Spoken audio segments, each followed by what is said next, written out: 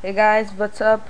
Arnet TV here, and I'm going to try to review Windows 7. Windows 7 was launched yesterday on October 23rd, 2009, and this is Windows 7 Ultimate version.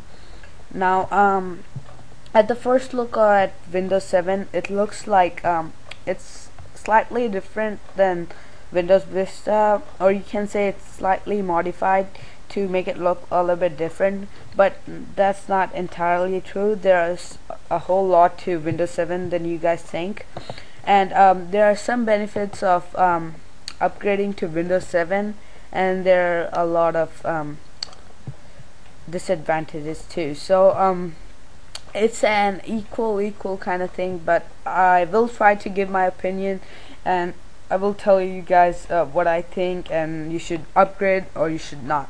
So at first you can do custom installations so that you would have all your programs once you actually install Windows 7. So that's a nice thing, but what I have noticed is some programs don't work on Windows 7, like Adobe Dreamweaver, and that can be real pain if you own a website and you need to constantly update it, and it becomes really hard to update it if it doesn't work. Now I realize like most people use online service, but like 85% of people use Dreamweaver, even though it's quite expensive, but still Windows 7 is great. And so as you can see, something just popped up: change the color scheme to Windows 7 basic.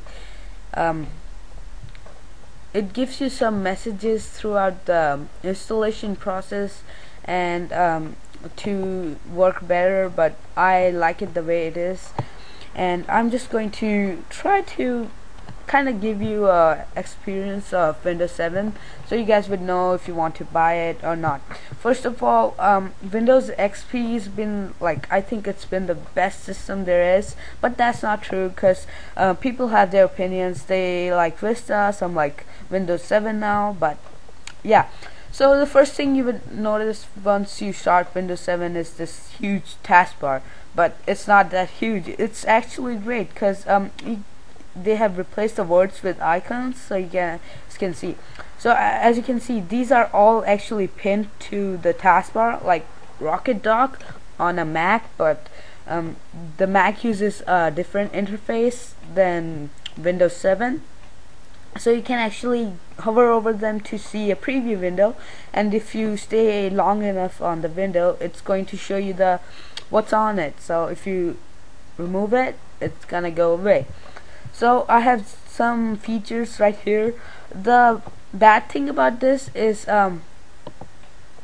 like this one, if you actually have something open, they don't have Windows Live ID or anything installed onto your system, even though Microsoft hosts it. Now that's a bad thing, I think. So again, so like they have completely changed Paint with many brushes on it, which I think is great. They have installed like so many brushes with Paint. You can actually change color, you can install custom shapes and other stuff, so which is actually great if you just want a simple painting material and don't want to install something fancy. It's great. I mean, it works, so what else do you need? The next thing I noticed is the calculator. It's actually quite, I mean, it's quite nice. I can use it for my daily calculations and my math work. I mean, it has all the things you need. You can even go more than scientific, like programmer. It can go even further, statistics, and well, you certainly won't be disappointed by the programs they have included in Windows 7. But still, you feel like you're missing out Vista, but that's not true, because even though people say it's not upgraded from, like, it's not like Vista, it still is. It still has some of the features of Vista, and it still shows some features of XP. That's a good thing about Windows 7. So now it also has Aero Peak and Aero Snap, which lets you actually shake everything, and everything is gonna come back up. So like right here, I have right here a window. If I shake it, and the other window is going to go down. The other thing you would notice, if you drag and touch the top part of your window, and it's going to expand. If you take it out, it's going to minimize. If you go on the side and touch it, it's going to go on the half screen. Now this is Windows DVD Maker, and this was already installed on the system when I upgraded.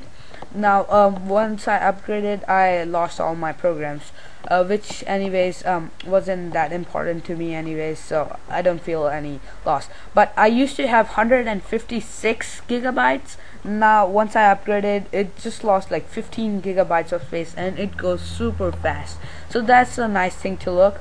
So once you have like a lot of windows open, it's going to gather underneath it, so you can actually preview it. Pretty nice. You can close the window right there, not like Vista, you can only see it.